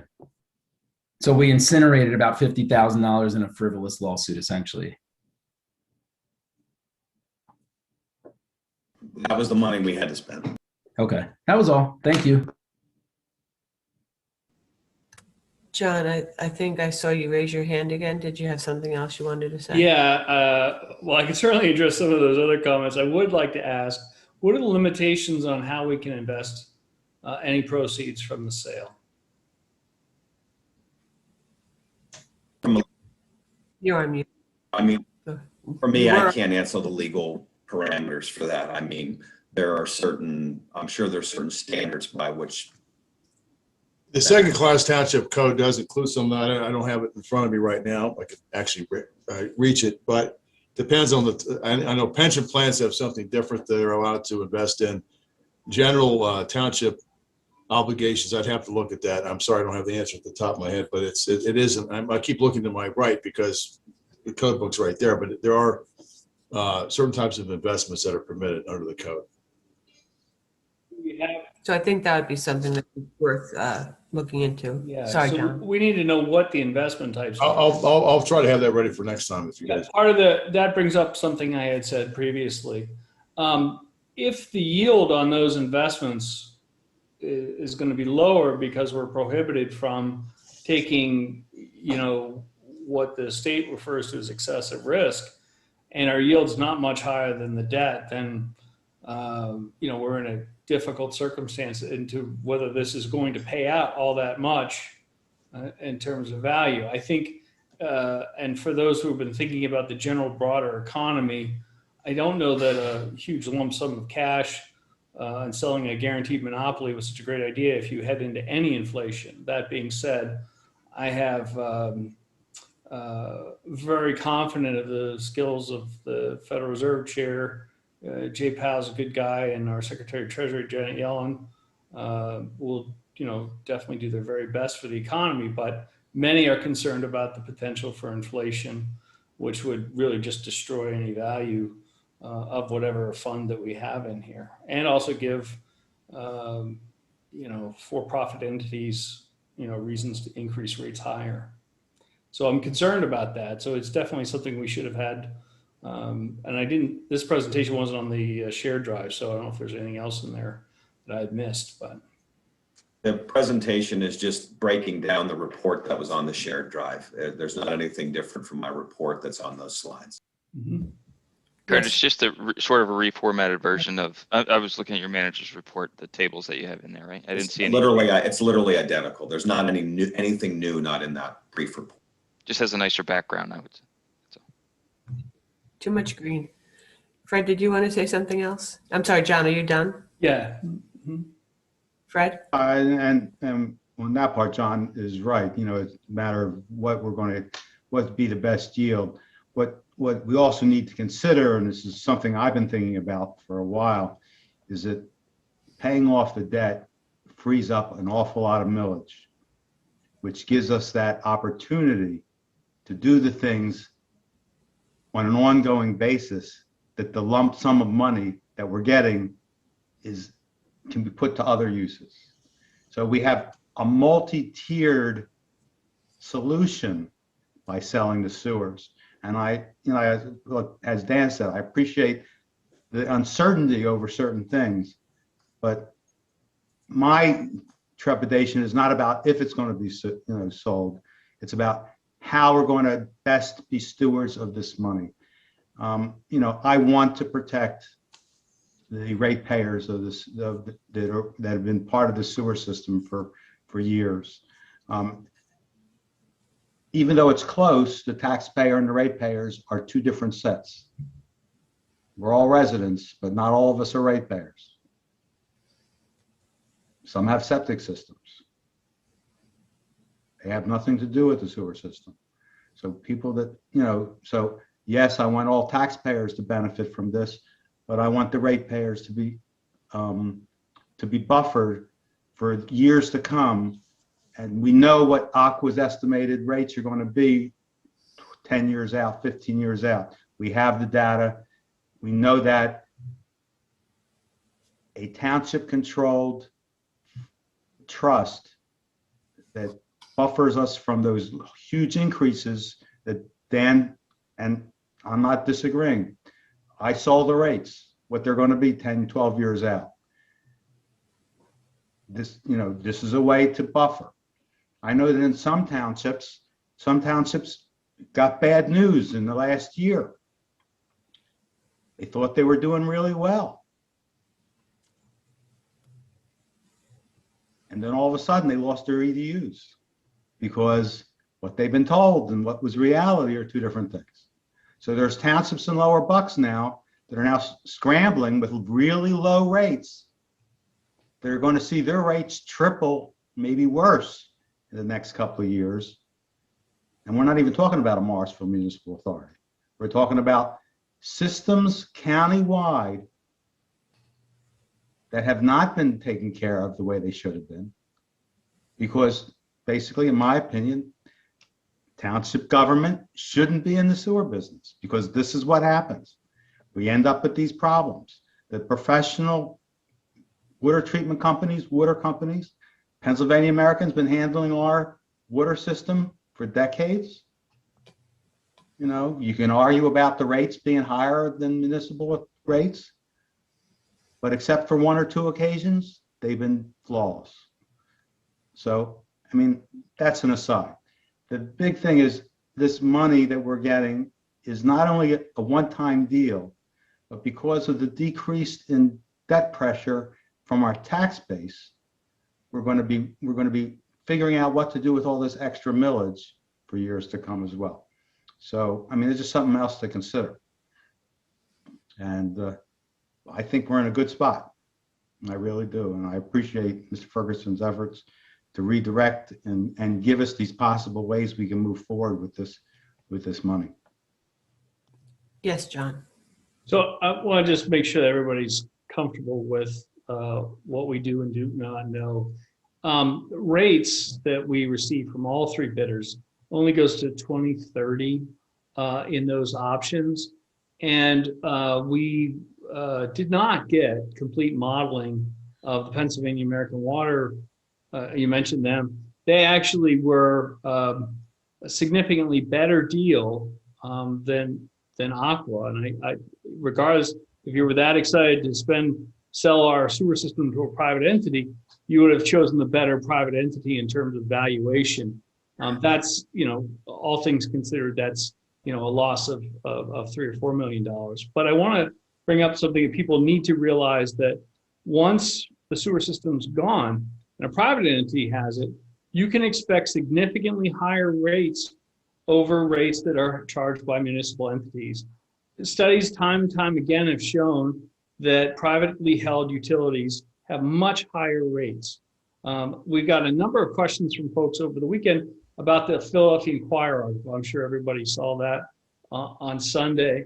The General Accountability Office said that the rates, for example, on water were about $15 to $21 higher per month just on water. So I think it's important part that I don't recall the chair interrupting others. But John, you were kind at the beginning by asking if we should put this off to start the discussion about what to do with the sale proceeds. And I said, no, let's try to push forward. And you have every right to speak about what to do with the sale of the proceeds. If you want to have another point in time where you can share with us again why you don't like this decision and other things, you have every right to do that. Pardon me. I would recognize you've allowed other supervisors to call out my name and suggest that I'd made false claims. I don't mention other supervisors by name. I've stayed directly on the task at hand. You have a contingent transaction that has not been approved. Right, John, but no one said we spend money tonight. What we're trying to do, because I haven't even had a chance to speak yet, because I wanted to let everyone get their thoughts out. But what I was, and maybe that was a mistake. Maybe I should have set the table differently. The purpose of this discussion. You've only interrupted me. I've only interrupted you because you're the only one who wants to keep talking about whether or not the sale was a good or a bad idea. And then when you pointed out I shouldn't interrupt you, I let you have your say. Then I let Fred have his say, Dan and James, and now you're back to telling us all again why you think this is a terrible idea. So I'm just asking, out of consideration, if you speak to the point. Listen, I'll yield the balance of my time back, but it You is know what troubling. that means when you say When I that. get You have part, all the time you want in the world to talk about the issue at hand. but if I'm going to be interrupted, I'm trying to redirect you back to the I agenda. don't get redirected. Agenda. I'm recognized. Sewer sale proceed discussion. That's the agenda item. I have been respectful to my fellow supervisors. I have not called them out by name. I've stuck directly to the facts. I've accepted ad hominem attacks, and now I accept your interruptions. I yield back the balance of my time. Fred, could I just have a chance? Thank you. So again, and Dan, I want to thank you because it's one of the things that you pointed out. The purpose of this is to highlight, or at least my intended purpose when I set the agenda and when I shared it with the supervisors, was to start the discussion about, should the sale go through, how might those monies best be used for the township today, the township tomorrow. You've heard from all of the supervisors who are passionate on this issue, and rightly so, and from our manager, that there are a lot of different considerations here. Forget about the dollar amount. There's just a lot of different considerations. Is it pay down all the debt that you can? Might some debt actually be beneficial? Is it to invest? Let's pretend we use the money to redo all the roads. That might be swell. But in 20 years, and the roads all have to be redone again, we'd have created a different type of nightmare. So we just have to be as thoughtful and as contemplative with intent as we can be as we move forward, assuming the sale goes through. If the sale does not go through, we're going to have a whole different agenda item. So that was the intent. I think that some really good points have been raised, John, and yours, about how might we invest portions of the money? Because I think we're all on the same page when we say we want to make sure that this money is in some way protected so that it benefits not just today, but the next foreseeable generation. So with that, Fred, do you want to say something, or John, or whoever wants to say something, just raise your hand and we'll go around. Fred first. You beat you, Dan? I just want to say, Suzanne, that I agree with you 100%. It's no longer a matter. The idea of if or when is basically settled at this point. It's what we do if and when we get the money, and that is on the table, and that is definitely open for discussion. And I'm willing to engage as long as it takes before we can get consensus. Thank you. Yes, Dan. I'll echo that. I don't have to say anything more than that on that issue, but I'll just echo that sentiment. The one thing, we meet every couple of weeks. We have, Kurt is a super busy guy, and other staff are as well. My main concern, I guess, is how do we do this analysis in a timely manner across all these ideas that we have, good, bad, or otherwise, to make those decisions with anything more than our gut. You know what I mean? I think it would be nice to somehow establish, this isn't a referendum item, but it would be interesting to see what our very creative community has to say about their priorities, to you know what I mean, to see we what might get to public comment on this soon. I'm sure we'll get lots of it. Maybe not the kind we're looking for, but I hope we do. I would love to see, I don't know, informal or formal questionnaires and ideas, and a good deal of public participation, because we're making decisions about how we spend money for the future. On it may well be that everyone in this township wants just the best park ever and forget everything else. We'll pay higher taxes for that stuff. I don't think that's the case, but I would love to hear from the community, whether it's via email or public comment or over at the grocery store, whatever it is. I would just love to hear people's thoughts on their priorities. I think because of COVID and because how some of these processes take place, because it's a sale, it's a lot of it's sort of executive session type of stuff. We don't always get to talk in public about all these different ideas per se. So it's not intentionally, but it stifles some of the conversation with the public about how they feel about some of these issues. So I would just throw it out there. I know we're all thinking intently about this. We have steam coming out of our ears when we think about some of this stuff because there is so much going on. But I would just reiterate, I would just love to hear what people think. Let's see if anybody's on the line. That was my segue to you. I'll throw it right over. If all the supervisors are done, Monica, do we have any public comment? There's no public comment. So with that, this is the first of many. And as Dan points out, there's ways to contact us. Email, do not call Kristen Tyler's old number. That will, unfortunately, apparently she's not forwarding those calls. So we'll have to get on that and figure out if maybe the wrong number's on the webpage. Kurt? Actually, I just think it's the voice when they call in. When you hear the voice recognition of whose voicemail that is, that may be sitting there. We can talk about that with James.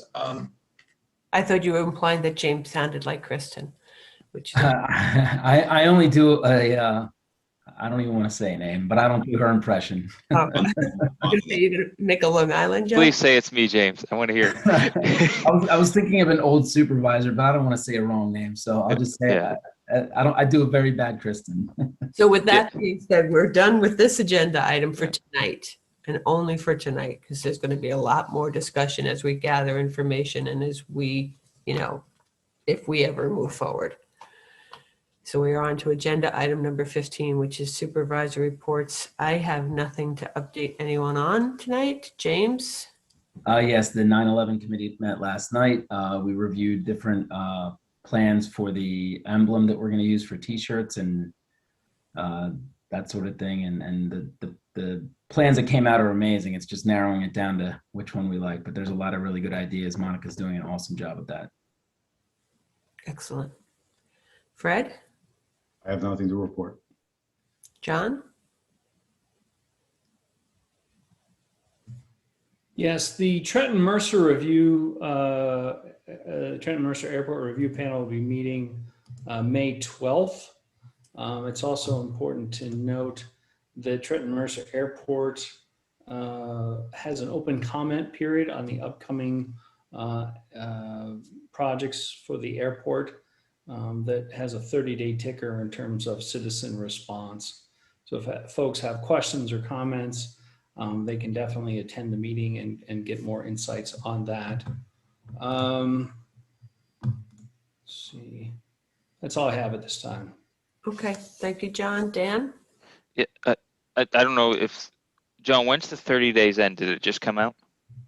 I think I saw the email. It just came out like yesterday. Yeah, I sent an email out. Barbara Lishman had sent me an email that I forwarded to the board a couple days ago. I'll have to check, but it did just start. Yes. Yeah. So I forwarded that to all of the members of the Airport Review Board, as well as the local officials that we're working with on this issue. So John, is that they're going to meet and review that and in time to provide any or okay. I'm just wondering if it's something that they're going to recommend to this board to put in formal comment on that, and if we need to agendize it as we've turned it's it very over. possible that they can make that recommendation on the 12th. Okay. I'm just curious because I'm sure I'll be involved in writing something if we do that. Thank you. With that, agenda item number 16, is there any other business? Oh, Suzanne. My actual report was strictly historical. John's report made me ask the question, but the only thing I had to report is the historical commission met, and I will say Jim Majewski has proven, as we all know, has proven to be a veritable cornucopia to provide information of various types to that commission as they continue to ask him for more and more information on different things. So thanks, Jim. You done? Thank you. Okay. 16, other business? Hearing none. Appointments to board and commissions? I'd like to make a motion Yes, James. back. I'd like to nominate Jonah Rank for the Environmental Advisory Committee. Thank you. Second. Thank you, Dan. Any discussion? Yes, John? I was just going to wait for the call of the question. Oh, okay. Sorry about that. Any public comment technically? There is no public comment. With that, we'll call the question. All those in favor, please signify by saying aye and raising your hand. Aye. Aye. Welcome, Mr. Rank. Are there any others? I know I have one. If you don't, anyone else doesn't have it in front of them. For the CTC, Scott Wiener. Any other reappointments tonight, or should we just, we want to batch them, or yes, Dan? There's one that I know pretty well on the EAC that I would definitely support if folks are if folks are ready to vote on some of the folks that are requesting reappointment. Did we just yeah. Bring Okay. them Yeah, so I'd like to make a motion to reappoint Kevin Gallen to the Environmental Advisory Committee. up? Can we wrap them all together, Dave? You okay with that? Okay. Can we keep going then? Yeah, please. All right. And then the next three are for the Emergency Management Committee. James Frawley, Marilyn Herrett, and Robert Miles. Any others? That is it. Okay. Is there a second? Second. Thank you, John. All those in favor of the motion, please signify by saying aye and raising your hand. Aye. Aye. Welcome back to our hardworking neighbors. To quote one of our residents that we haven't seen in a while, point of order. My motion did not include Scott Wiener for Citizens Traffic, but I wasn't sure if you were putting him forward or not. Together, Dave, but no, you want to separate? I didn't hear Scott Wiener's name in that, so if you want to. I'll make another motion then, if Thank you. that helps. Okay. All right. I didn't hear. I didn't say it, so I wasn't sure if it was included. Okay. I'd like to make a motion to reappoint Scott Wiener to the Citizens Traffic Commission. I'll second it. Any discussion? All those in favor, please signify by saying aye, raising your hand. Aye. Aye. Welcome back, Scott. Okay, and with that, there being no further business before the board, the motion is adjourned. Everybody be well, and I'll see you soon. Happy Cinco de Mayo. Have a great night, guys. Night.